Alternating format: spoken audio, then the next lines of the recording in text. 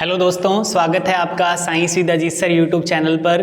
दोस्तों अपने पढ़ रहे हैं 10th की साइंस और अपना चैप्टर चल रहा है रासायनिक अभिक्रिया। और इस चैप्टर का पहला वीडियो आपको प्रोवाइड हो चुका है जिसमें अपने पढ़ा भौतिक परिवर्तन और रासायनिक परिवर्तन है क्या, उनके उदाहरण और अंतर।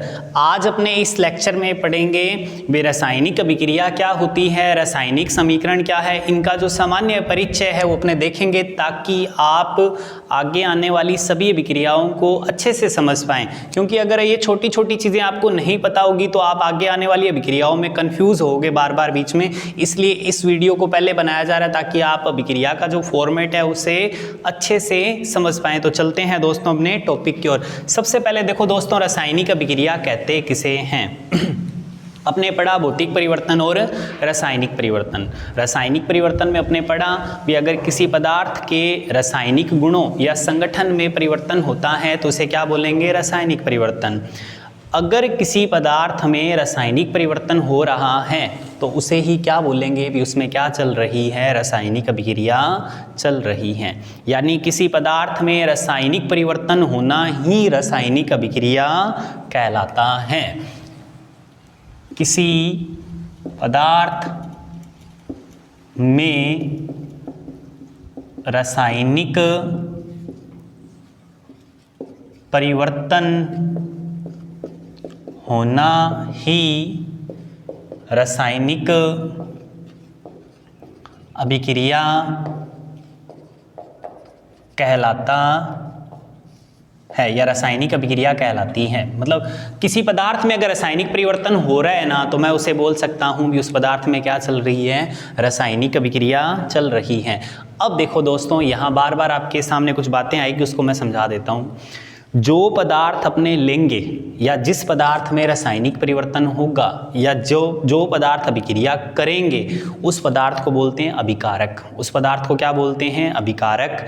और उनके अभिक्रिया करने से या उस पदार्थ के अंदर रासायनिक परिवर्तन होने से जो नया पदार्थ बनेगा उस नए पदार्थ को बोलते हैं उत्पाद या फिर क्रियाफल। उस नए पदार्थ को क्या बोलते हैं, उत्पाद या फिर क्रियाफल। यानी सीधी सी बात है, जो पदार्थ अभिक्रिया में भाग लेगा या जिसके अंदर रासायनिक परिवर्तन होगा उस पदार्थ को तो बोलते हैं अभिकारक या क्रियाकारक। और उसकी क्रिया से या उसमें रासायनिक परिवर्तन होने से जो नया पदार्थ बनेगा उस नए पदार्थ को बोलते हैं उत्पाद या फिर क्रियाफल। तो देखो दोस्तों, इसमें अपने कुछ बेसिक बातें लिख देते हैं।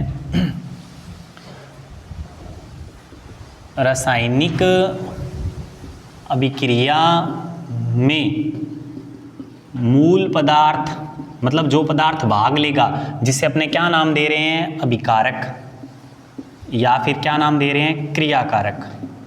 मतलब मूल पदार्थ जो अभिक्रिया में भाग ले रहा है जिसके अंदर रासायनिक परिवर्तन हो रहा है, रासायनिक परिवर्तन होने को तो अपने क्या बोल रहे हैं, रासायनिक अभिक्रिया कह रहे हैं। रासायनिक अभिक्रिया में मूल पदार्थ में रासायनिक गुणों व संगठन में परिवर्तन होता है, परिवर्तन होता है। अब देखो दोस्तों, मूल पदार्थ के, अब देखो दोस्तों, जो पदार्थ भाग ले रहा है मतलब मूल पदार्थ जिसको अपने क्या नाम दे रहे हैं, अभिकारक या क्रियाकारक, उसके रासायनिक गुण और संगठन में क्या होगा, परिवर्तन। और जब रासायनिक गुण और संगठन में परिवर्तन होता है तो उसे अपने क्या बोलते हैं, रासायनिक परिवर्तन। और जब रासायनिक परिवर्तन होता है तभी ही क्या चलती है, रासायनिक अभिक्रिया। यानी रासायनिक परिवर्तन होना ही पदार्थ में क्या कहलाता है, रासायनिक अभिक्रिया। यानी किसी पदार्थ में अगर रासायनिक परिवर्तन हो रहा है तो अपने बोल सकते हैं भी उसमें क्या चल रही है, रासायनिक अभिक्रिया चल रही है। अब देखो दोस्तों, भी एक बात क्लियर होगी अपने को भी, रासायनिक अभिक्रिया है क्या, क्या है रासायनिक अभिक्रिया। भी किसी पदार्थ में अगर रासायनिक परिवर्तन हो रहा है तो सबने क्या बोलेंगे, उसमें क्या चल रही है, रासायनिक अभिक्रिया चल रही है। और रासायनिक परिवर्तन जिस पदार्थ में होगा या जो पदार्थ अभिक्रिया में भाग लेगा उसे क्या बोलेंगे, अभिकारक या क्रियाकारक। अब देखो दोस्तों, यहां पर एक इंपॉर्टेंट चीज आएगी आपके सामने, रासायनिक समीकरण। रासायनिक समीकरण, केमिकल इक्वेशन।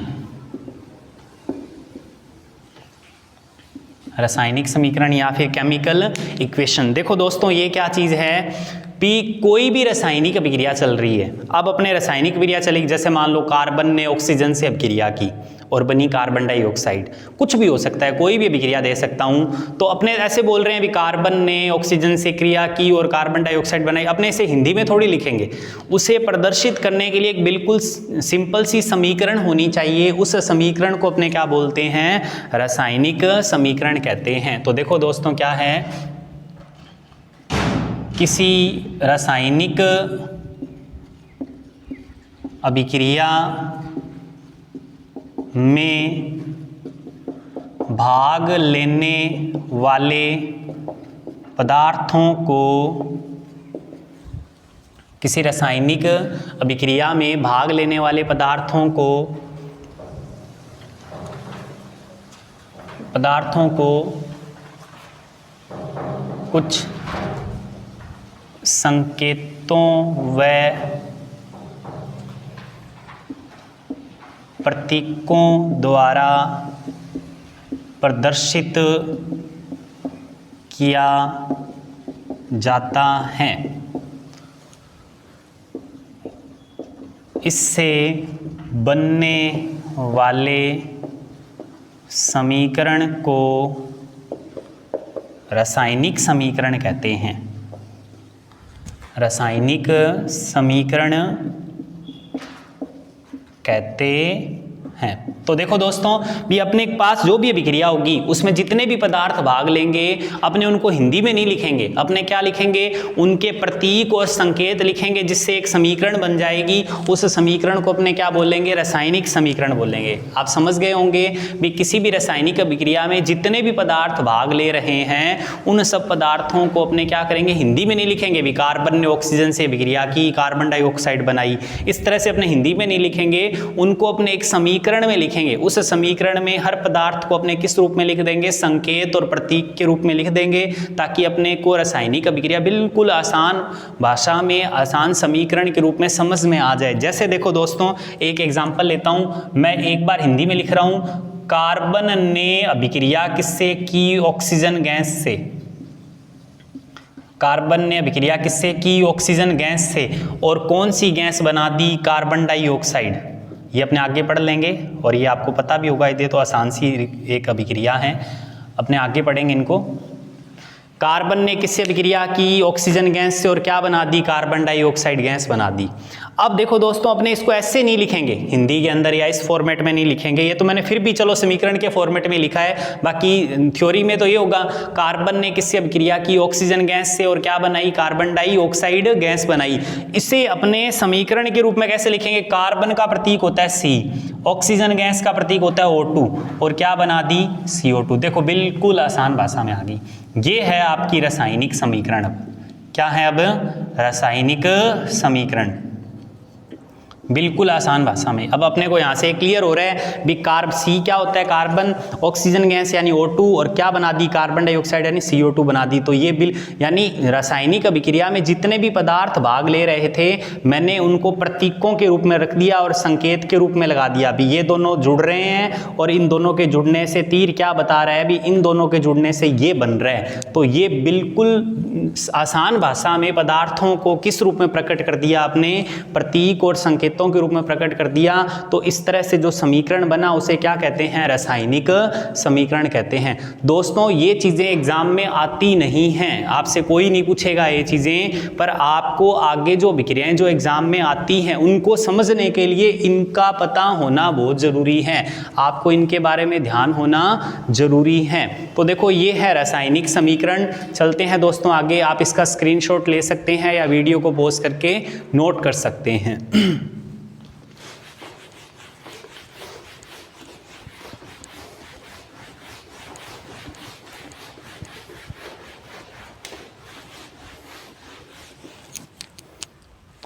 देखो दोस्तों अब बात करते हैं आगे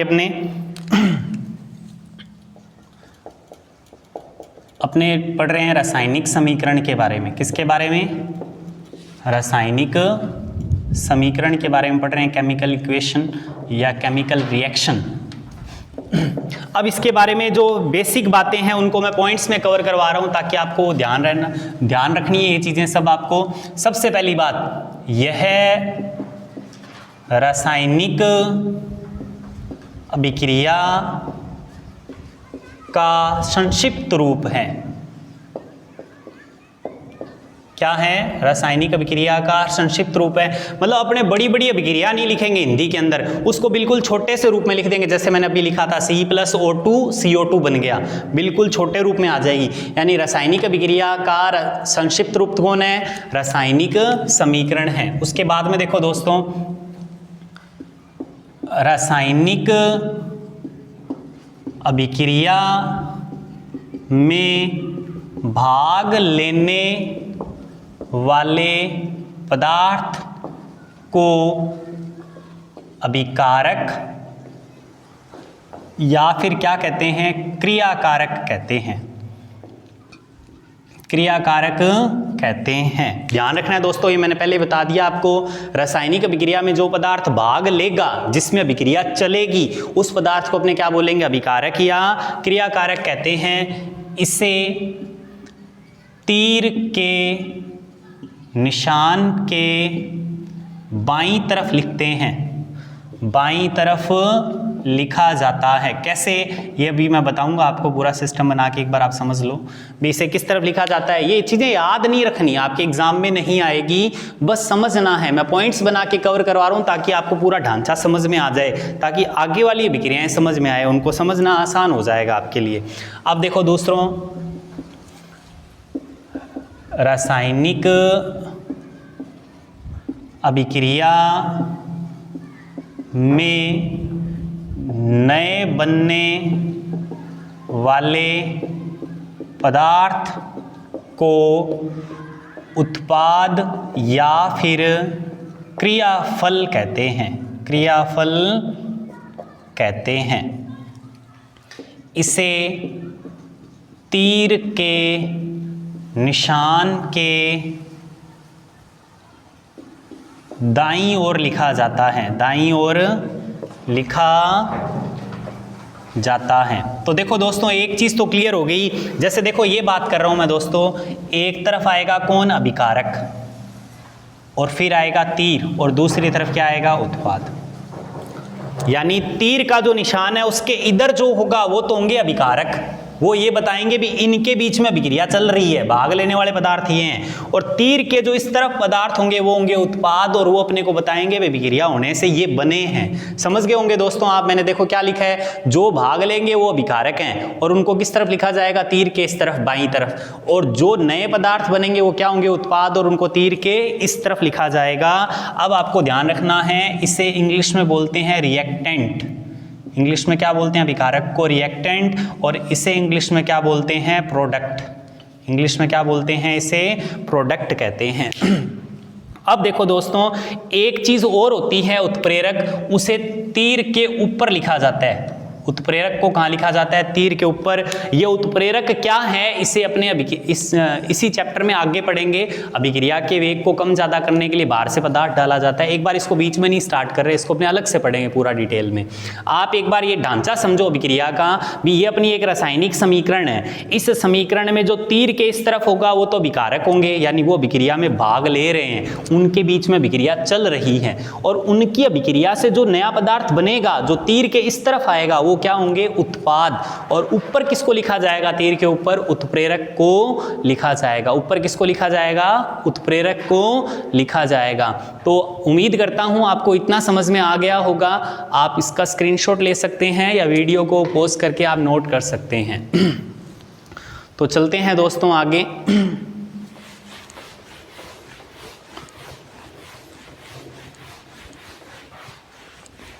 अब देखो दोस्तों, रासायनिक समीकरण से जुड़ी 2-3 बातें और हैं। रासायनिक अभिक्रिया में अभिकारकों व उत्पादों, मतलब जो पदार्थ अभिक्रिया में भाग ले रहे हैं, जिनके बीच में अभिक्रिया चल रही है, और जो बने हैं वो उत्पाद हैं। रासायनिक अभिक्रिया में अभिकारकों व उत्पादों की भौतिक अवस्था को उनके पैरों में कोष्ठक में लिखा जाता है, कोष्ठक में लिखा जाता है। देखो दोस्तों क्या कह रहा है ये भी, रासायनिक अभिक्रिया में भाग कौन लेंगे, अभिकारक, और उनकी क्रिया से बनेगा कौन, उत्पाद। मतलब जो भी पदार्थ होंगे वो भाग ले रहा है या बन रहा है, वो उनकी जो भौतिक अवस्था है भी, वो ठोस है कि द्रव है कि गैस है कि पानी में घुला हुआ है, जो भी उनकी भौतिक अवस्था है वो उनके पैरों में कोष्ठक में लिखी जाएगी। जैसे अगर वो ठोस है, अगर क्या है पदार्थ ठोस है, ठोस के लिए आप क्या यूज करोगे, ठोस के लिए आप इस तरह से ब्रैकेट में क्या लगाओगे, एस। एस मतलब सॉलिड, ठोस को इंग्लिश में क्या बोलते हैं, सॉलिड बोलते हैं। ठोस के लिए अगर वो पदार्थ ठोस है तो उसके पैरों में क्या लगाओगे आप, ब्रैकेट में एस लगाओगे। यानी अगर पैरों में एस लगा हुआ है तो अपने को क्या बताएगा, अब ये पदार्थ अब ठोस अवस्था में है। अगर वो द्रव है तो द्रव के लिए पैरों में क्या लगाओगे आप, एल, क्योंकि द्रव को इंग्लिश में क्या बोलते हैं, लिक्विड। क्या बोलते हैं, लिक्विड। अगर वो गैस है, गैस को इंग्लिश में क्या बोलते हैं, गैस ही बोलते हैं, तो आप उसके पैरों में क्या लगाओगे, जी लगाओगे। तो आपको ये बात क्लियर होगी भी, उनकी भौतिक अवस्था उनके पैरों में आएगी। ठोस है तो पैरों में क्या लगाना है, ब्रैकेट में एस। द्रव है तो पैरों में क्या लगाना है, एल लगाना है। गैस है तो पैरों में क्या लगाना है, जी लगाना है। अब एक चीज ध्यान रखना, अगर उसका जलीय विलयन बना हुआ है, जलीय विलयन है, जलीय विलयन अगर है तो उसके पैरों में लगाओगे ए क्यू, एक्वस। क्या बोलेंगे इसको अपने, एक्वस। पैरों में क्या लगाना है आपको, ए क्यू लगाना है। अगर कोई पदार्थ जल में घुला हुआ है यानी उसका विलयन बना हुआ है तो उसके पैरों में क्या लगाओगे आप, ए क्यू, जिसे क्या पढ़ेंगे अपने, एक्वस। एस का मतलब सॉलिड, एल का मतलब लिक्विड, जी का मतलब गैस। और अगर कोई पदार्थ पानी में घुला हुआ है, उसका विलयन बना हुआ है, तो उसके पैरों में क्या लगाओगे आप, ए क्यू यानी एक्वस लगाओगे। तो ये है दोस्तों रासायनिक समीकरण का एक नॉर्मली ढांचा। अब अपने जो बुक में एक क्वेश्चन बना हुआ है भी, किसी रासायनिक समीकरण को संतुलित करना क्यों आवश्यक है, वो अपने पढ़ेंगे इसके बाद में भी, रासायनिक समीकरण को संतुलित करना क्यों आवश्यक है। तो आप इतना समझ गए होंगे, आप इसका स्क्रीनशॉट ले सकते हैं या वीडियो को पॉज करके आप नोट कर सकते हैं। तो चलते हैं आगे। देखो दोस्तों, रासायनिक समीकरण को संतुलित करना क्यों आवश्यक क्यों है। देखो दोस्तों, देखो आपने 9th में एक नियम पढ़ा होगा, द्रव्यमान संरक्षण का नियम। कौन सा नियम, द्रव्यमान संरक्षण का नियम, जो ये कहता है भी किसी भी अभिक्रिया में द्रव्यमान को न तो नष्ट किया जा सकता है और न ही उत्पन्न किया जा सकता है। द्रव्यमान जितना पहले था उतना ही क्या रहेगा, बाद में रहेगा, यानी द्रव्यमान संरक्षित रहता है, द्रव्यमान बदल नहीं सकता। अगर आपके पास पहले पदार्थ कितने हैं, अभिकारक के रूप में 50 ग्राम, तो उत्पाद के रूप में भी आपके पास कितना पदार्थ होना चाहिए, 50 ग्राम होना ही चाहिए। न तो मात्रा कम होनी चाहिए और न ही मात्रा ज्यादा होनी चाहिए। और यह तभी संभव है जब जितने परमाणु अभिकारक के हों और उतने ही परमाणु किस तरफ हों, उत्पाद की तरफ हो। यानी परमाणु की संख्या दोनों तरफ क्या होनी चाहिए, बराबर होनी चाहिए। अगर दोनों तरफ परमाणुओं की संख्या बराबर है तो इसका मतलब द्रव्यमान भी दोनों तरफ क्या होगा, बराबर होगा, यानी द्रव्यमान संरक्षण का नियम काम करेगा। तो देखो दोस्तों क्या चीज है, इसको लिखते हैं पहले अपने, फिर समझते हैं। द्रव्यमान संरक्षण के अनुसार, द्रव्यमान संरक्षण के अनुसार किसी रासायनिक अभिक्रिया में जितना द्रव्यमान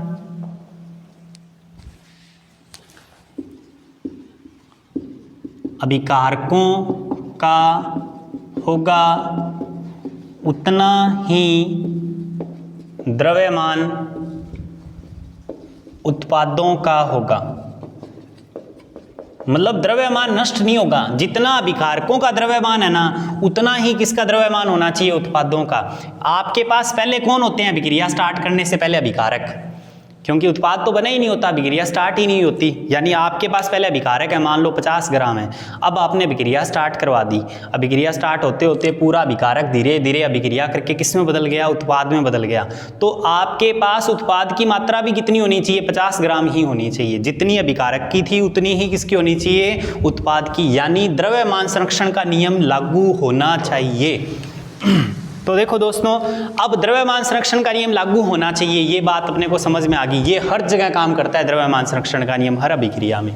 द्रव्यमान संरक्षण क्या कहता है अपने को, न तो द्रव्यमान कम होगा न बढ़ेगा, जितना पहले था उतना ही बाद में रहना चाहिए। यानी जितना अभिकारकों का द्रव्यमान है उतना ही किसका होना चाहिए, द्रव्यमान उत्पादों का होना चाहिए।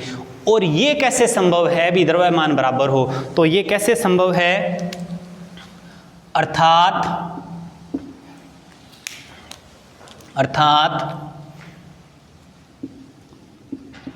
अभिकारकों के परमाणुओं की कुल संख्या उत्पादों के परमाणुओं की कुल संख्या के बराबर होनी चाहिए, बराबर होनी चाहिए। देखो दोस्तों, द्रव्यमान संरक्षण यानी अभिकारकों का द्रव्यमान किसके बराबर होना चाहिए, उत्पादों के। और द्रव्यमान कब बराबर होगा, जब जितने परमाणु किसके हों, अभिकारक के, उतने ही परमाणु किसके होने चाहिए, उत्पादों के। अगर अभिकारकों में ऑक्सीजन के 5 परमाणु हैं तो उत्पादों में भी कितने होने चाहिए, टोटल 5 ही होने चाहिए। अगर अभिकारकों में हाइड्रोजन 6 हैं तो उधर भी कितने होने चाहिए, उत्पादों में 6 ही होने चाहिए। अगर इनकी संख्या बराबर आ जाती है तो इनका द्रव्यमान भी अपने आप ही क्या आ जाएगा, बराबर आ जाएगा। और संख्या बराबर कैसे आएगी, अतः स्पष्ट है कि अभिकारक व उत्पादों के परमाणुओं की संख्या बराबर करने के लिए रासायनिक अभिक्रिया को संतुलित करना आवश्यक है। तो देखो ये है दोस्तों इस क्वेश्चन का आंसर। आपसे क्वेश्चन पूछा जाएगा कि किसी रासायनिक अभिक्रिया को संतुलित करना क्यों आवश्यक है, तो ये आप उसका उत्तर लिखोगे। क्या लिखोगे, पहले आपको समझ में आ गया होगा भी संतुलित करना क्यों आवश्यक है, किस नियम के लिए, द्रव्यमान संरक्षण के लिए। क्योंकि किसी भी अभिक्रिया में द्रव्यमान संरक्षण का नियम हमेशा लागू होता है। द्रव्यमान संरक्षण क्या है, भी अपने को पता है अभिक्रिया में दो ही तो चीजें हैं, अभिकारक और उनसे बनेगा क्या, उत्पाद। यानी जितना द्रव्यमान अभिकारक का है उतना द्रव्यमान किसका होना चाहिए, उत्पाद का। न तो द्रव्यमान कम हो न द्रव्यमान बढ़े, दोनों तरफ बराबर रहे। और द्रव्यमान बराबर कब रहेगा, जब अभिकारक के जितने परमाणु हैं, जितने परमाणु अभिकारक के हैं उतने ही परमाणु किसके होने चाहिए, उत्पाद के होने चाहिए। तब उनका द्रव्यमान अपने आप ही क्या हो जाएगा, बराबर हो जाएगा। यानी अब देखो परमाणु बराबर करने के लिए अपने को क्या करना पड़ेगा, फिर अभिक्रिया को संतुलित करना पड़ेगा। यानी अपने रासायनिक समीकरण को या रासायनिक अभिक्रिया को, सॉरी गलत लिख दिया थोड़ा सा, देखो रासायनिक समीकरण को संतुलित करना आवश्यक है। क्यों आवश्यक है, द्रव्यमान संरक्षण के लिए रासायनिक समीकरण को संतुलित करना आवश्यक है। अब द्रव्यमान संरक्षण कब रहेगा, जब अभिकारक और उत्पादों का द्रव्यमान बराबर आए। और अभिकारक और उत्पादों का द्रव्यमान बराबर कब आएगा, जब अभिकारक और उत्पादों के परमाणुओं की संख्या बराबर आए।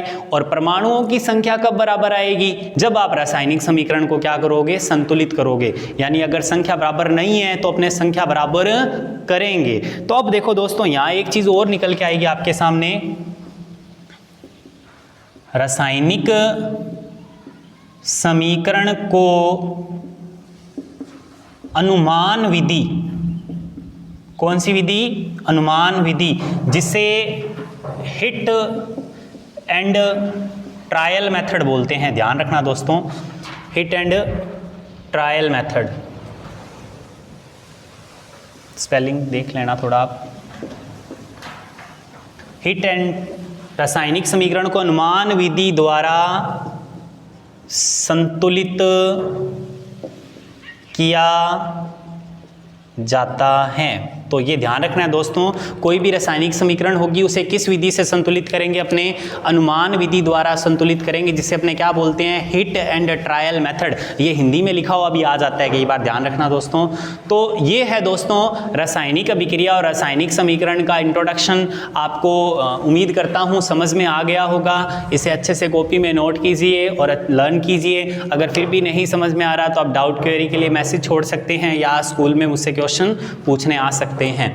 तो मिलते हैं दोस्तों नेक्स्ट वीडियो में नई अभिक्रियाओं के साथ। अभी तक आपने जो पढ़ा उसको अब अपने कहाँ यूज़ करेंगे, अलग अलग जो अभिक्रियाएं पढ़ेंगे, जैसे संयोजन अभिक्रिया कौन कौन सी है, उसके एग्जाम्पल्स क्या हैं, फिर वियोजन, विस्थापन, द्विविस्थापन। ये देखो दोस्तों, हालांकि ये क्वेश्चन तो एग्जाम के लिए इंपॉर्टेंट है कि किसी रासायनिक समीकरण को संतुलित करना क्यों आवश्यक है, पर इससे पहले जो चीज़ें करवाई हैं मैंने भी, हाँ विकारक किस तरफ लिखते हैं, उत्पाद किस तरफ लिखते हैं, ये चीज़ें आपके नॉलेज के लिए हैं। क्योंकि अगर आपको इतना ही नहीं समझ में आएगा तो आप अभिक्रिया आगे समझोगे कैसे, जब आपको ढांचा ही नहीं पता।